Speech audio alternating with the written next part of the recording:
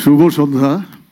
আসলে অনুভূতি তো সব পয়েন্টে, যারা পয়েন্ট দেখেন সেখানে আমাদের দৈনন্দিন অনুভূতির প্রকাশ থাকে যতটা রাখা যায় আর কি।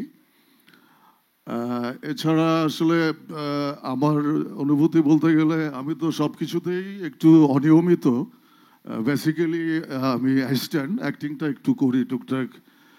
অ্যাসিস্ট্যান্সি করতে গিয়ে নানান কিউরিসিটি থেকে জড়ায় গিয়া আমি অ্যাক্টিংটার সাথে জড়াই গেছি। তো ব্যাচেলর পয়েন্টের প্রথম সিজনেই আমার আসলে পয়েন্টে ঢোকার একটা পরিস্থিতি তৈরি হয়েছিল। আন্তর্জাতিক মানসম্পন্ন টেম্পার গ্লাসের ওয়ালটন গ্যাস স্টোভ, আপনার রান্নাঘরের পারফেক্ট পার্টনার।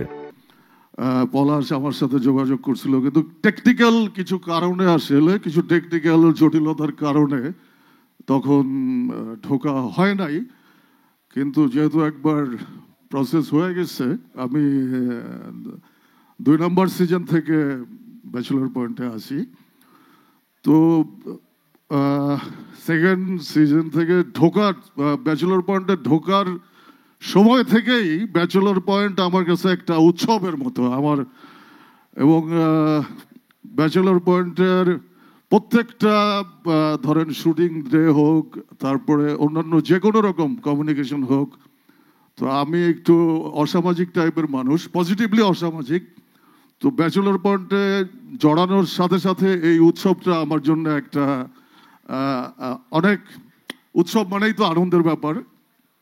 তো আমার বয়স কমাই দিছে, আমার 52+ চলে, কিন্তু আমি সবসময় 18-25 এইসবের মধ্যেই থাকি। তো প্রায় 2-2.5 বছর এই উৎসবটা মিস করতেছিলাম।